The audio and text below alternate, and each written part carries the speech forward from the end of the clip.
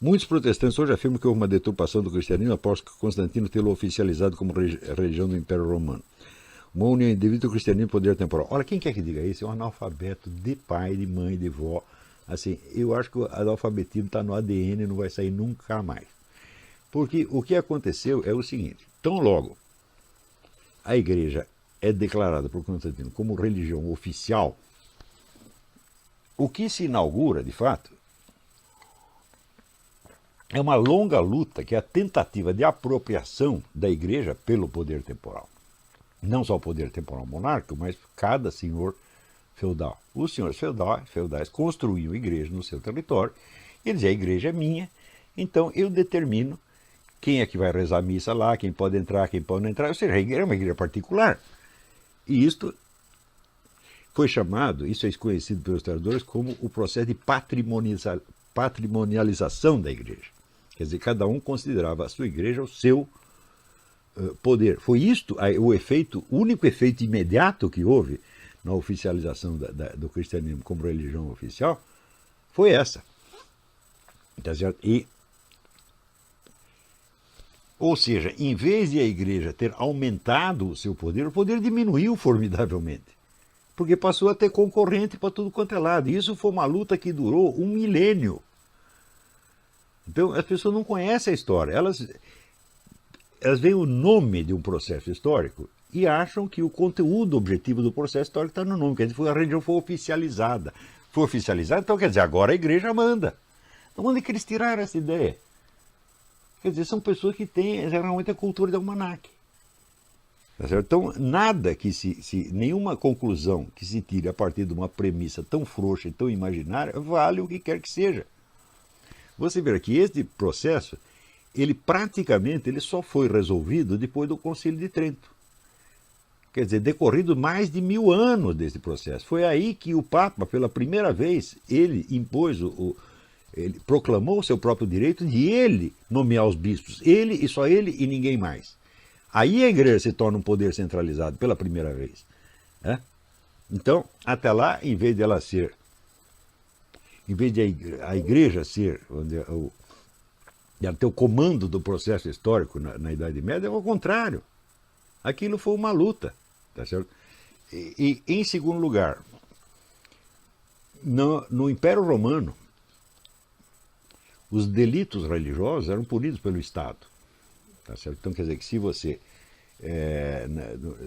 antes do Constantino, né, por exemplo, você diz algo contra a religião estatal romana, você vai preso, pode ser condenado à morte. Eles continuaram a fazer a mesma coisa, só que agora o pretexto era o cristianismo. Mas isso era o Estado que fazia. É isso? A igreja não tem nada a ver com isso. Quando se criou a Inquisição, já em 1200 e não sei quanto, foi para parar com isso. Porque as pessoas eram condenadas sem investigação nenhuma, era na base do direito romano, que era acusatório. Quer dizer, no direito romano, você fazia uma acusação, a acusação entrava imediatamente em discussão pelo tribunal e o sujeito era condenado ou absolvido, em geral condenado. E a Inquisição institui o que é a investigação preliminar, que nós chamamos hoje o inquérito. Você vê, se você é acusado de alguma coisa da delegacia de polícia, isso não vai para a justiça direta, você não está sendo processado. Tem um inquérito primeiro. E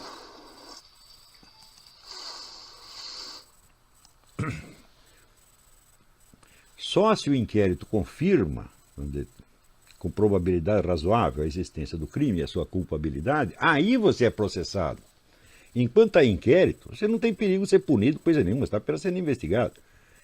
A Inquisição introduz isto, que hoje nós entendemos que é um elemento básico dos direitos humanos.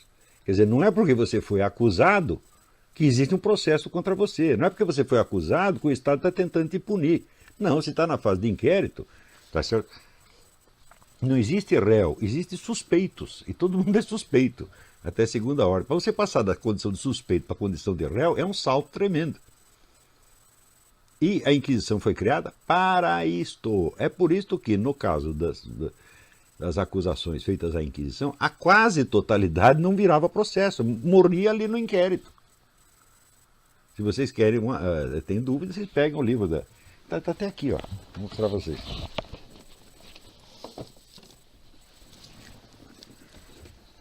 Isso aqui foi um congresso feito em 1998, a pedido do Papa João Paulo II, que reuniu os maiores historiadores de Inquisição do mundo, que não eram católicos, não tinha católico, judeu, protestante, ateu, tinha tudo misturado. E você vê ali, quer dizer, a Inquisição foi um passo enorme na luta dos direitos humanos, tá certo? Então, antes da Inquisição, você tinha muito mais gente condenada, tá certo? Condenada sem investigação nem coisa nenhuma. Aqui, esse livro foi editado pela Biblioteca Apostólica Vaticana em 2003. L'Inquisizione, atti del Simposio Internazionale, Città del Vaticano, 29-31 ottobre 1998. Né? O editor, autor-editor, chama-se Agostino Borromeo, B-O-R-R-O-M-E-O. Esse livro é um pouco difícil de você achar, custa caro, mas vale a pena. E eu já sugeri que a Vide Editorial o publicasse em tradução brasileira. Né?